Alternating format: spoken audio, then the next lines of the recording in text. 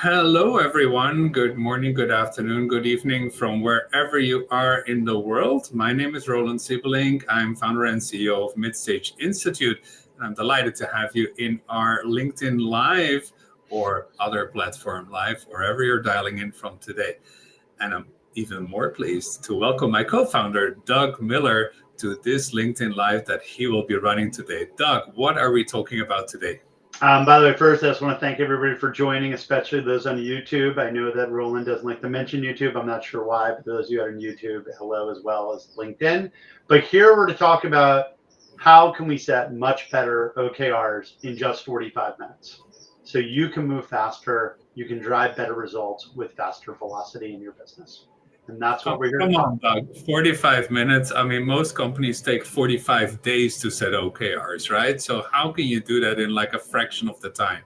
It really is about focusing on the core 20% of effort that's going to get you 80% of your responses. And we'll get into the presentation. But if you're taking 45 days to set 90 days OKRs, you're Mhm, spending most of your time planning and then mhm. less of your time actually acting.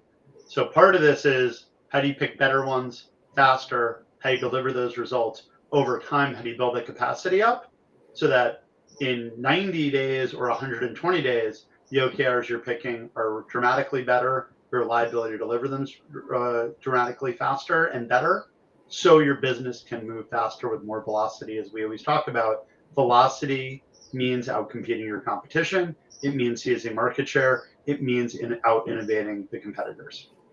And I know you're going to be talking soon about who this is for and in what situations it applies most. But before we delve into it, people may be skeptical and wondering, like, is this just something you came up with, or has this actually been tested? Have people been using this? Can you Uh, talk about that a little bit?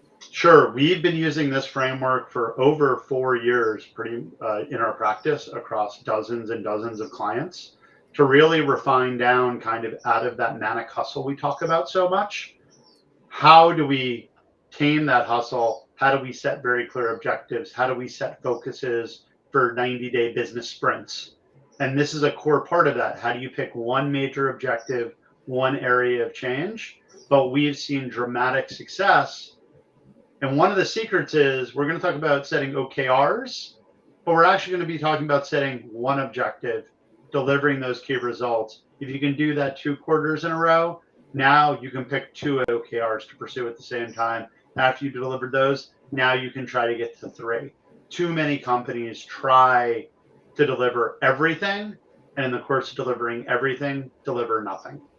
Oh, I love that. So start at level one, basically. Like every Yeah. game in town will have you start at level one, not level 99, right? Exactly. You have to start at the basics. You have to get good at that. If you're playing Super Mario Brothers, which is top of mind for no reason, you have to learn how to jump over the Koopas before you can go face the end bosses on the ninth or 10th or 20th level, right? You need to get the Okay, basics. I'm pressing record right now because these are all nuggets of genius that are coming out of your mouth. And that's why I love working with you, Doug. That's amazing. That's very good. And I think I learn more in conversations with you so we can clarify and refine and make it easier for people to understand all the work that we do. Okay, and talk about recording. Of course, this webinar will also be recorded and available on the different platforms. If you cannot find the link, then please just ping either of us on LinkedIn, and we can always just point you to it or discuss your learnings from this also one on one. But I think this is enough of an introduction. So let's take it away, Doug. Awesome. Am I sharing my screen properly, Roland? Are you seeing that? I'm seeing you and me. I just want to make sure that I think like we have, let me go backstage maybe, and then it I looks like think it's this is, backstage. there Oh, we go. Okay. If you excellent. can click present mode, it's probably gone. Oh yeah, I think you have that already. Okay, you're good. Perfect. So thank you all again. We're going to get your best OKRs in 45 minutes. We're going to move faster with better results. Let's get right into it. Um, First off, we want to make sure, can everybody hear us? And if you can post in the chat exactly where you're dialing in from the US, from Europe, from APAC, from our friends all around the world. Okay, I'm seeing some responses across different channels. Okay, excellent. Hi, Enrico. Okay, we've got Michael from Boston. Excellent. Okay, great. So it seems like everyone can hear me. Everything's working. Wonderful. Always want to check that. And then, of course, let's all connect on LinkedIn. If you have an opportunity, you can scan this QR code. It'll go to our profiles. This way you can follow us for future content, or if you have follow-up questions, we'll have this at the end as well. So pause for a moment for anyone to scan that. For some reason, that QR code didn't work on my phone yesterday, but it did work on my daughter's iPhone. So we're assuming it does work. So let us know if you have any problems as well in the chat. Okay, and right now I'm going to give everybody everything I can in the next basically 40-45 minutes. We'll cover a lot of stuff, but we may not be able to cover it all. So again, feel free to reach out and ask questions before, during, and after this session. And you're going to give you very explicit instructions on how you can get more, where these links are, and everything else for anyone who messages during across the multiple platforms. Okay, so moving back here. I'm just going to start out by saying that right now, as we're doing this live on October 30th, 2024, when you're watching this may be a little different, but Q4 is a third of the way over. And many of you, I know, don't have OKRs set, or the OKRs aren't working. I'm promising you do have time right now to set 2025 up for wild success. And it's really about focus, and we're going to walk you through right now. So don't despair. You have time. And we want to talk about who is this for? What types of companies? So OKRs are supposed to align teams. But are your current OKRs dividing teams? Are they fighting for resources? Are they not working together? Is it creating disharmony, not harmony? That can happen quite often. Are you too busy to set OKRs? Maybe you're too busy operating the business. Maybe there's too many deals. Maybe you're too focused on closing out Q4. Do you think you're too busy for objectives and key results? And maybe you've set OKRs in the past or now, and maybe they're being ignored. These are all very, very common things that we see at time and time again with the clients we work with. And maybe you're just striving to be better in 2025. Maybe things are working okay right now, but you feel like we can take it to the next level. We can get there, and you're willing to invest 45 minutes to see how far we can get you. It won't be a bad investment. I want to pause for a second here, but if you want to type in the chat, if you're here for a different reason, and I missed it, tell me why you are here.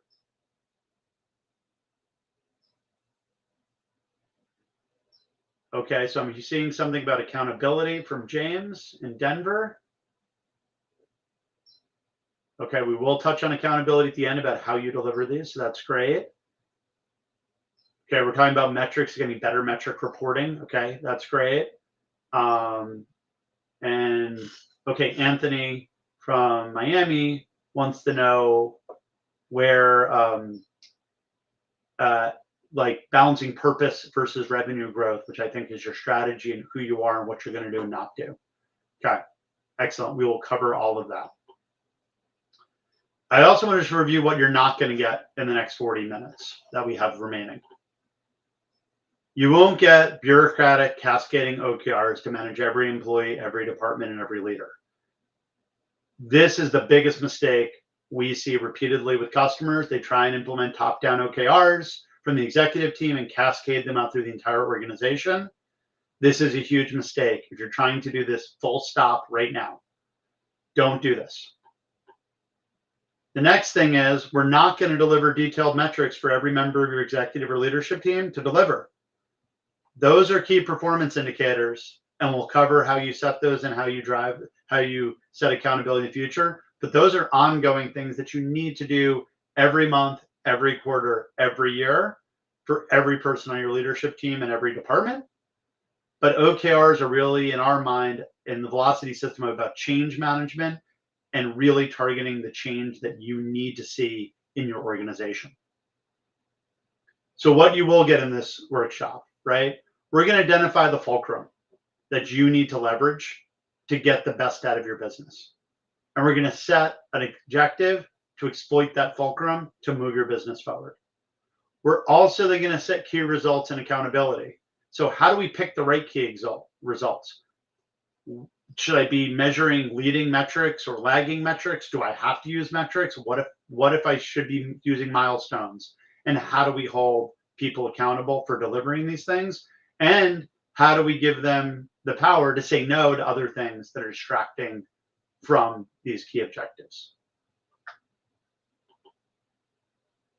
And so overall here in Q4 2024, or whenever you're looking at this, we want to set the table for the next year or for the next time period so your business can get greater velocity. And now we're going to move over to a Google Doc. By the way, if anyone wants a link to this, please put a request inside the chat right here and we'll send it over to you, or this will also be posted on LinkedIn and our other social media channels if you need it. But I'm going to move over here. This is an editable shared deck, right? Better 45-minute OKRs to drive your business forward. The first thing we always like to start at the highest level possible is a very open-ended question. What are you building over the next 3 years? Let me see if I can get a couple of examples in on the chat if I was to put this to you. Okay, we've got John from Arizona saying, I'm building a $100 million business. That's super exciting and awesome. I'd love a few more details. Maybe you can ping me offline and we can go into that. Any other things? Okay. Okay, I'm disrupting a major gaming platform. That sounds super exciting. Not more excited than John's, but just also very exciting. Okay. I want to deliver technology to healthcare in innovative ways that impact patients. That's amazing. I love that. Trying to do good in the world while building your business. That's awesome. Okay, great examples there. Now, in the context of what you're trying to build over the next 3 years, I now want you to think about what is the biggest challenge you feel you need to overcome to move your business forward right now in this moment. Right now, what's the biggest challenge? Oh, fascinating. First thing that came in was my co-founder and I aren't aligned. I want to hold that one out there. So maybe it's the leadership team isn't aligned. Maybe the co-founders aren't aligned. Maybe there's a key department or a key groups inside the company that seem like they're not working with everyone else. Yep, I will definitely post a link to this. There we go. So the first question is, what is your biggest challenge? Let's get that documented, right? The next thing we want to do is we've gone from the 3-year to what's that biggest challenge you need to overcome to now we want to understand how does this problem impact company's performance. So let's take the example of I'm misaligned with my co-founder. I don't feel like my co-founder is on the same page. Well, the impact of this could be in multiple areas, right? This could be you co-founder wants to continue to sell to small deals that are easy to close and give good velocity and reliability of revenue, but is leading to 5 or 10% growth versus placing bigger bets on larger enterprise deals where you're going to have higher margin, higher renewal rates, overall create more value for the business. Conversely, you might have a co-founder who's chasing after enterprise deals and never closing anything when you need to move to a different part of the market. Maybe that misalignment is coming up in who should be hired. Maybe it's coming up in contentious management team meetings. So the key thing here is to brainstorm these 3 impacts and how it's really impacting the company performance. So maybe is on the go-to-market, we can't decide who to go after. Maybe on the service side, we can't decide which people to hire. Do we need more ops people or customer success people? Maybe impact 3 is revenue is not growing as fast as we want it to because we're not going after the right types of customers in our sweet spot inside of our ICP. right? Now, the genius is we have those three impacts, and we now to take that genius and we need to make those complex ideas simple, not make the simple ideas complex. And I don't believe that I'm a genius or Roland's a genius, but I do know that Albert Einstein was. So we're going to believe him, right? So again, simplicity is the genius part. One of the biggest ways that we drive simplicity throughout all of our clients, and we believe every customer needs to, is you need to have an architecture for your business. Our velocity architecture is the flywheel. It starts with product and engineering, building differentiated products, marketing, taking those products to market, sales, making sure that they're doing their job and closing deals, customer success, making sure those customers are happy and renewing, finance, making sure they're managing all of the cash, and people and operations, making sure there's capacity for the business to operate going forward across a number of different areas. Now, what we like to look at this at to make it very, very specific is product and engineering delivers marketable features to marketing. Marketing turns those marketable features into leads. Sales turns those leads into contracts. Customer success turns contracts into happy customers. Happy customers create cash inflows for finance, and cash inflows to people in operations creates higher capacity for product and engineering to drive this flywheel forward. Oh, I'm already seeing a question that product and engineering's job is to create products, not marketable features. That's product marketing or marketing's job.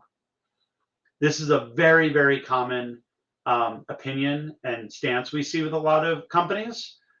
And I would just ask, how much time is your team building products that have either not yet sold or you're thinking need to be complete, versus how much time is your team building minimally viable products that you can take to market to see if they create excitement inside your ideal customer profile. Ultimately, if product and engineering are building things that do not excite the market and are not marketable and are not sellable, they're not doing their jobs. My joke is, if any of you are operating in an economic system that does not rely on markets and capitalism, please let me know, because I'm perfectly willing to try that. I'm not aware of any other alternative economic theories. So everything has to serve a market. Everything has to be sold, right? The job of product is to make something that sells, not just technology. And as someone posted, if it doesn't sell, it's not a real product. It can have all the features and functions. It can do the most wonderful thing in the world, but products need product market fit to be products, right? Products that sit on a store shelf and are never sold aren't products that anyone uses. They may have never been built. The impact you have on the world is through impacting customers and delivering value to customers, which means they need to know about it, they need to understand it, and they need to be able to buy your products. And the other thing I just want to highlight here, if there are any other questions on this flywheel. Okay, everyone's saying they love to see happy customers there. There's a question here about his number of contracts, dollar average size of contracts. By the way, these are all great details that are really critical to refine for your business. But we want to make sure that you know about each of these steps to use this to force your attention. Now, the other thing I just do want to show up here is marketable features is the input to marketing. The output is leads. Leads is the input to sales, and contracts are the outputs. And so as you go around here, and as we're diagnosing where there are issues, you're going to be aware of the inputs and outputs. Now, we're going to turn around here and say, how does the problem that we stated earlier on slide 3 and 4 impact these? So I want to take about the actual impacts. So we talked about, are we selling to the right customers? Are we generating the right leads? Are we focused on selling to the right customers? Right? And I wonder if there's something here around, are we building the right features in order to support that in this misalignment with the co-founder. So I'd move those 3 dots to those 3 areas, right? Oh, here's a good question. How do you balance happy customers with marketable features? I think it's a very good question, and I think there's a very simple answer. Is your bigger issue leads, or is your bigger issue cash inflows? If your biggest issue is I don't have enough leads to close enough deals, your problem is marketable features. If your problem is you have plenty of leads, you have plenty of contracts, and your customer is unhappy because the product doesn't work, now we need to up the level of the product itself to make sure you can deliver on that value. So it's not that products doesn't have to build products that work, but it does mean what's the most critical thing to the business right now. Many companies get stuck with an initial product that works really well for a set group of customers, but they reach saturation with those customers, and product keeps delivering additional features for those customers that they like, but they never spend more money. That's a failed recipe, right? And every customer, especially early on, may ask for different things to be happy. If you have 10 initial customers and you're still trying to figure out exactly how to scale that, you can't be spending all of your product and engineering time responding to each of those 10 customers' requests, right? You need to be thinking about how do we make those customers happy enough, and how, or at least some of those customers happy enough, which of those features excite them, which of those features excite a big enough market segment, and how do you then market those features, create those leads, create those contracts to get better customers that will be happy with what you have and what you're building than the ones you have right now. And by the way, another question, it feels like you have to lose in order to win. I think you mean in some cases, you need to let certain early customers go over time who distract you from your new future customers. So if you're early in your stages and you have 10 customers and you're still learning, you should definitely be focusing on making those customers happy to some degree. But if you don't have any marketing and you don't have leads, or it's not effective, you need to focus a significant portion of your product engineering team to marketable features. So I would just ask you benchmark what % of product and engineering time is currently being spent on new marketable features or improving existing features to make them marketable to service marketing, versus what % of their time is spent delivering for customers. And is your problem net revenue renewal rates, or is your problem not enough leads coming in the top of the funnel? And ultimately, happy to do a 30-minute strategy session with anybody here if those questions become really challenging. But ultimately, as Roland and I always like to say, and Roland, please chime in or send me a message, you remember who first said this, strategy is about what you're saying no to, not what you're saying yes to. Yes, exactly. Strategy is choice. If you're not making choices, you don't have a strategy. Precisely. And so sometimes these calls are hard. I will tell you what I see work more than 90% of the time is you have to start with marketable features, and that drives the flywheel. If you think you have a problem with happy customers and you look into it and say, oh, our contracts aren't that good. Why aren't our contracts that good? Oh, we don't have that many leads, or our leads are all over the place and we're chasing down all of them. Then the question becomes, well, is that because we're really have marketable features that differentiate and are attracting the right type of leads? If at any point you say, actually, we've got really good marketable features, we're just not getting enough leads, now you have a throughput or output problem. If you don't, and I may just add, Yep. Doug, that the marketable features implies that there's a product strategy, which also implies that you have an ideal customer profile already in mind. It's not just launching features in a vacuum. It's really about knowing one particular customer group that has a serious problem that you have a solution for, and that should be the basis for those marketable features. If you don't have that, then most likely you will not get leads because the problem that you're trying to resolve is just not clear enough to folks. Yeah, very well said. And we did leave the strategy portion at the beginning of this, which feeds into the funnel to simplify this.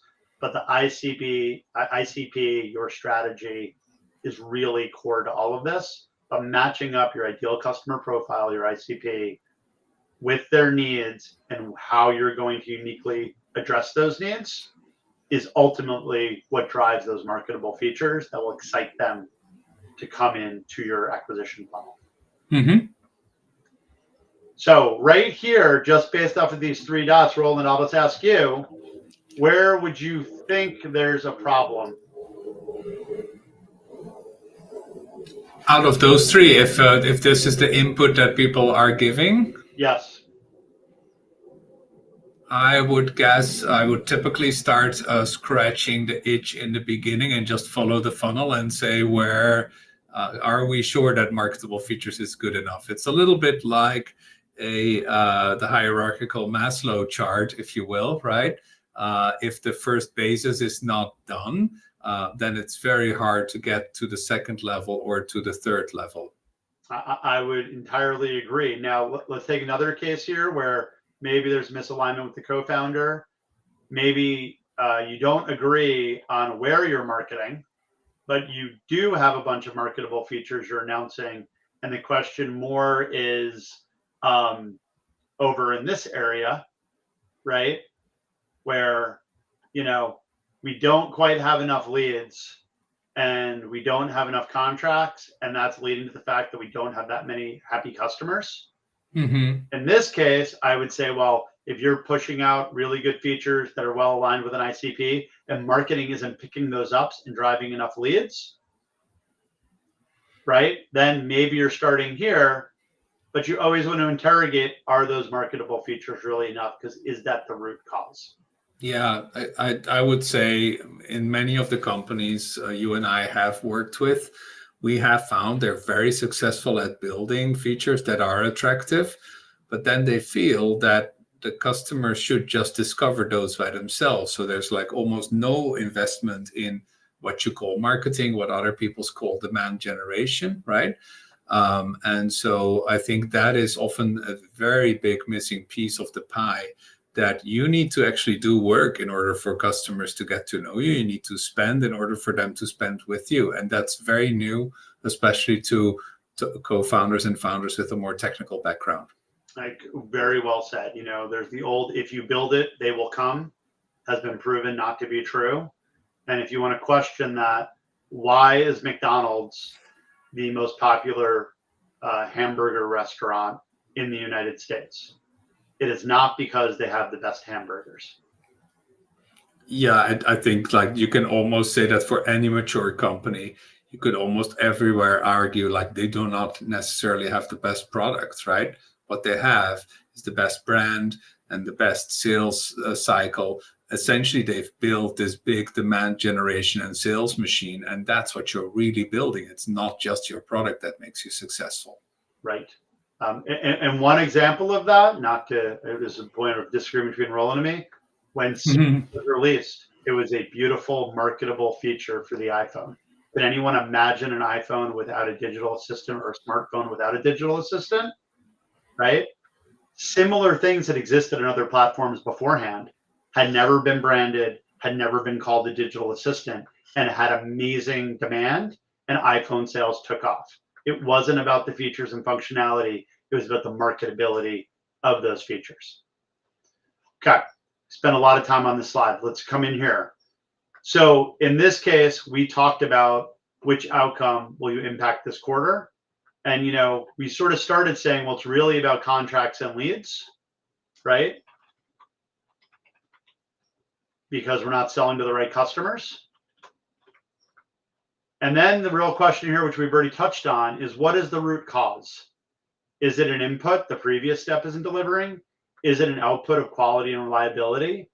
Or is it there's too much process, there's not enough process, or the process is broken? Is there pain? Is there not enough capacity? So maybe you're delivering enough contracts, but people are working 70 hours a week and everything's the last minute and everything's discounted, right? If that's happening, is it a problem inside your sales process, or is it a problem with the quality and number of leads you're getting? If you really think about it and interrogate that and say, well, it's really the quality of leads we're getting, again, is that because marketing's optimizing to the right things? Are they going in the right channels? Are they doing enough testing? Or do they not have the right marketable features? Just to make it very, very explicit. So in this case, we said contracts was an issue. A throughput initially would be the sales process. The input would be leads. If we interrogate and say leads is the potential issue, we again go back, is that a marketing throughput issue? Or is it a marketable feature input to marketing, which is driving the problem with contracts? I got a question on Twitter. Well, let's call it Twitter these days, Doug, that they were asking, so what is the point of this exercise? Are you really trying to focus on just one thing to fix? Yes, we are. And that's because we really want to focus on fixing one thing, driving that change inside the organization, seeing the results of that, so you can reliably repeat that. And once you can do it once reliably, then you can work on 2 objectives. And only after you've proven that, then you can work on 3. As we talked, maybe you joined a little later at the beginning of the call, you have to start on level 1 of a video game, right? If I want to go out and run a marathon, I'm not going to go out and run 26 miles or whatever that is in kilometers. Roland, help me out. I'm going to go out and I'm going to train for weeks and weeks and weeks, but it's all going to start with the first day of running, 1 kilometer or 2 kilometers or 1 mile. Roland says it's 42 kilometers for a marathon. So thank you for translating that to the rest of the world. So you have to start in baby steps. And the biggest mistake we see is too many OKRs, push down too many levels in the organization. As a leadership team or as a founder, pick one change to make this quarter, focus relentlessly on that change, prove to yourself that you can deliver that change, right? And then, and only then, can you work on 2. And, just to highlight this again, right? OKRs are not for leaders. They're not to manage others. OKRs in the velocity framework are to drive the needed change for your organization. And the most important change is the needed change. Change management is hard. Driving change inside organizations with organizational behavior is hard. That's why if you can focus on one thing, put enough energy behind that, give it to the right person, give them the right resources to make that change. Now you've proven that you can create change in your business to move it forward. Over time, you build that capacity to go faster by doing them not in 12 weeks, but in 6 weeks, or to do 3 of them at a time within a 12-week, right? We'll have a separate session around KPIs. KPIs are how you manage your leadership team. Salesperson the leader of sales needs to deliver so much revenue. Leader of marketing needs to maybe deliver leads, maybe needs to deliver content, whatever they need to deliver. You can hold them accountable in the flywheel as well. But this is really about the change that needs to happen, right? Living in California, we have a lot of fires over the summer. They have to let many of them burn when they're not dangerous, right? And they're not in your populated areas. They need to pick their spots. Until you've got massive experience of firefighting, you have to put one fire out at a time, right? And again, that strategy is choosing which fire to put out. Well, there's a lot of pushback here on, and I would just ask another question, which is, and we'll get this together for the next time we do this. We see a direct correlation, and we would call it causal, between the number of objectives people set in a quarter and the likely success rate. And there's 2 reasons for that.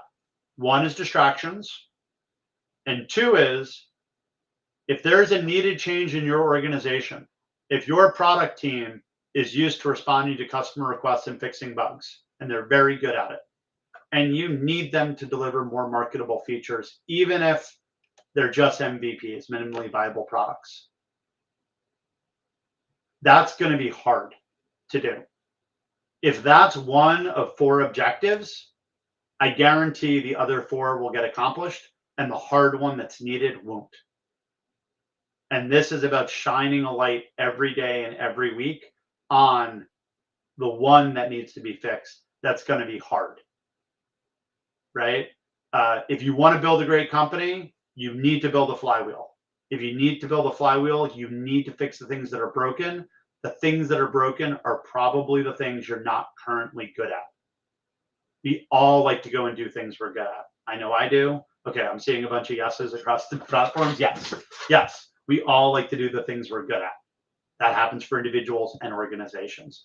The OKR has to be focused on needed change, which is going to be hard, right? You need to get comfortable with doing skills or building skills and building capacity in places you don't have it today. And this is why we want to be singularly focused on the one OKR that's most meaningful. So I know we've got about 8 minutes left. So I want to get through all of this, right? But so if we get to that root cause, in this case, we said it was contracts was the outcome.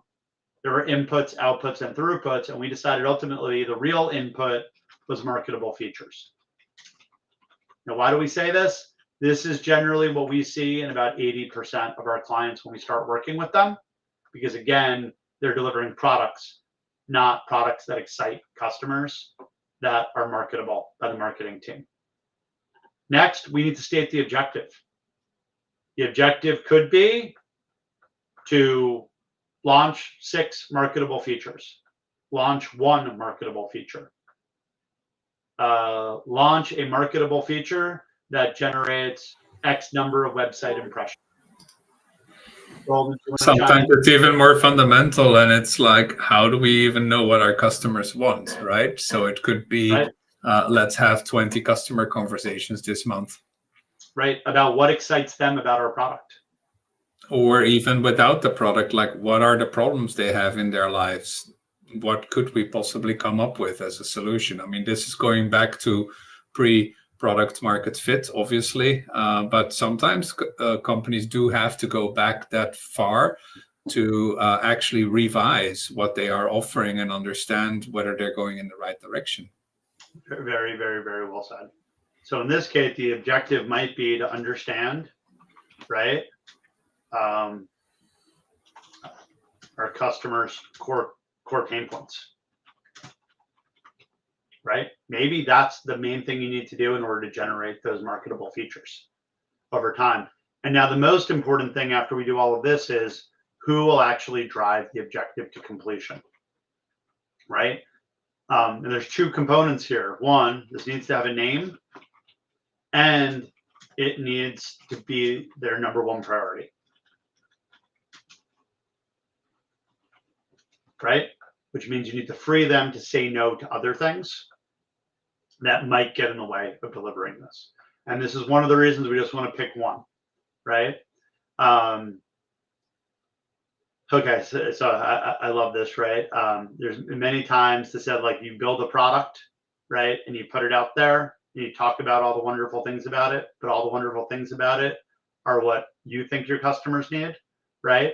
And so, you know, if customer wants a dog and you have a cat, it doesn't matter how much work you do on that cat, doesn't matter how much training you do to that cat. I'm not going to use a different thing as a cat and dog owner. But it doesn't matter what you do or how you dress that cat up, it's not going to be a dog. If you're not delivering the right features to solve the customer's pain points, they won't be marketable. You won't be able to generate leads at scale. You won't be able to close enough contracts. You won't have happy customers. You can't make the flywheel go, right? So you need to be comfortable knowing what the customers need, who you are, and how you can bridge them. So once we have who's going to drive the objective, the next thing, which we get asked all the time, is, do the key results of the OKRs need to be metrics, or do they need to be milestones? Can we have milestones? I have a very simple heuristic. today, can you log into a dashboard or look at a spreadsheet that's updated daily by someone today and view a metric that is at least updated weekly that will inform this? So if you have that, set a metric-based key result. If you're saying, oh, it'd be easy to get that metric, I just need somebody to generate this, oh, I just need them to do this, oh, we have the data in the system, stop. You're not going to do metrics-based key results. You may have to build that over time, but not right now, right? In that case, you're going to set 3 to 5 milestones to accomplish with dates, right? So in this example, you think you have a problem with marketable features, you want to have 20 customer conversations. That means by the end of next week, you need to have 50 potential customers and prospects to talk to. You then have to have all of them reached out to, right, to see what their response rate is. You need then the week after that need to have probably 30 customer meetings scheduled, knowing that a third of them will cancel. When you have that, you then need to know what is the interview process going to be like and how are you going to refine it every time you do it. And ultimately, you're going to manage that week in and week out. As we come up here, the last thing I want to share with you is we do have a tool specifically here where you can set your objective name. You can set who is the driver. You can assign other people as supporting members based off of how large your team is. You're going to put in the key result that you're going to know when it's actually complete. You're then going to know how you're on track each week. This is where we're going to have milestones or where they're going to have metrics. And then here, if you're doing milestones or metrics, I want you to break that down weekly into what number you're expecting. And then finally, I want you to look into risks and key challenges. And just to show you this in the actual operations, it's all here. And then many of you may have project management solutions. If you have them, go and use them. If not, paired with this is a direct sort of project tracker where all we want to know for each milestone is, are we on track? Are we at risk? Are we behind? Is it completed, descoped, or stuck? And this needs to be reviewed every week by the leadership team, holding the driver accountable and holding each of the owners of these milestones accountable. Roland, with 3 minutes left, what did I miss and what questions are you seeing out there in social media that I haven't been able to follow? Yeah, so one question that came up twice was like, so the kind of coaching that you do seems very little focused on particular individuals and on making individuals more effective. It seems to be far more focused on the team at large, maybe even the company at large. Can you expand on that? So we are 100% focused on building scalable organizations that can generate returns for shareholders, customers, and employees and founders, right? As major components there. That means we're coaching about how to implement the velocity system and business systems. And as part of that, of course, we work with key individuals to help them overcome or identify blind spots that maybe are holding them back from implementing these systems. But ultimately, we are here to make the organization better, to make the organization grow faster, so that the founders, co-founders, and leadership team can achieve their dreams. Would you want to add anything to that, Roland?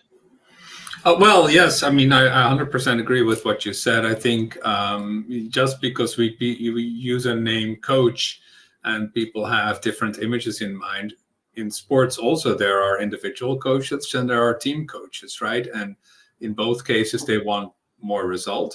But I think like a team coach is really focused on the interaction of how everyone works together in order to up the score for the team. And that's really the analogy that we try to follow here. It's not about just everyone feeling happier individually. It's about the company, the team doing much better in their results and moving much faster.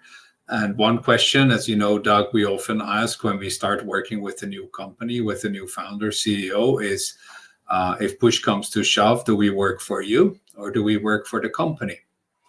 Most think about that pretty deeply for about 30 seconds, which is a very long time for a founder. And then they will say, well, I guess you work for the company. The follow-up question then becomes, so if at any point in time, we would feel that you might no longer be the most effective leader for this company, would you want us to tell you? These are not easy questions to answer. This one probably takes them more than a minute to answer, which is an extremely long time for a founder. But I would say most say, actually, if you truly feel that I would want to know, I'd still want to take my own decision, of course. And then I also assure them that really the reason why we founded this company is to keep founders in place for as long as possible and for as long as they can be effective in their startups, because we really don't believe in bringing in new leaders too early. But it does require that the founder keeps learning, keeps being open for new skill sets, and also learns about the feedback that they get from others and when it may be time to reposition themselves. And I'll take a lesson from the Checklist Manifesto here. Fascinating book. Recommend you all read it. It's where they deployed surgery checklists globally with the World Health Organization. And it was a simple 9-point checklist, or it was a 9-point checklist spread across 3 stops. When they went into a hospital, they started implementing those checklists with the chief of surgery, with the most senior people in the departments. Why was that? Because if the chief surgeon at the hospital bought in to the change that was necessary, everyone else would buy into the change that was necessary. If the chief surgeon conversely resisted it and didn't demonstrate that leadership. So I do want to say to any founders out there who feel like they need help, we are there to help you. We are there to help you model the right behavior, model the right systems, and evolve in your leadership to support your growing organization. We are not there as a personal coach, right? We're not going to be a quarterback's coach, right? But we're there to help the quarterback do the best job they can in the context of making the team successful. Yes, exactly. I always say, if you're looking for the kind of person that tells you to lie down on the couch and tell them about your problems, that's not us. There's a place and a time for that, and there's great people who do that work. That's not us. We look at bottom line, we look at top line, we look at the next funding round and how to get that. That is really where we see the most effectiveness in tech startups. And it depends a little bit what you're looking for. Soon we'll have an assessment on our website where you can figure out whether between an individual coach, team coach, mentor, investor, advisor, what's the profile that can help you most at this stage. So stay posted, stay tuned, and we'll have that for you shortly. Awesome. The last thing I'll leave you all with, a friend of mine who's a therapist says that in many cases, if there are behaviors that need to be addressed in therapy, the root cause isn't the first thing you treat because you don't know what the root cause is. You treat the behaviors. So in this case, if the organization does not have enough marketable features, we want the marketable features to get created. We want to get to the root cause of creating those. Why ultimately that is, what the format is, everything else, that will work itself out. But the key thing is you need to change the behaviors. And by implementing systems and increasing velocity and changing those behaviors, you will treat the underlying condition, whatever that is. Whatever the dynamics are between the founders and the first employees and everything else, those will work themselves out if you're focused on behaviors and outcomes. And those outcomes are on that flywheel to spin it around faster. Sorry, you mentioned that's a great summary of the way we operate as well. Yes, it's not about just building up understanding and enlightenment. It's about actually changing the behaviors and the outcomes, right? Exactly. And that's where we start, and that's where we see the best results. Exactly. Anyway, thank you so much. We went 4 minutes over, so I'm going to have to change this to the better OKRs in 49 minutes. But thank you so much. Everyone reach out to us on social media, and we will be posting all of these slides and links to all of the materials out to all of our channels. Thank you all, yep. Roland. Thank you so much. Best way to reach us, typically LinkedIn Messenger. Otherwise, other channels work too, but LinkedIn Messenger will be the fastest to respond. Thank you, everyone.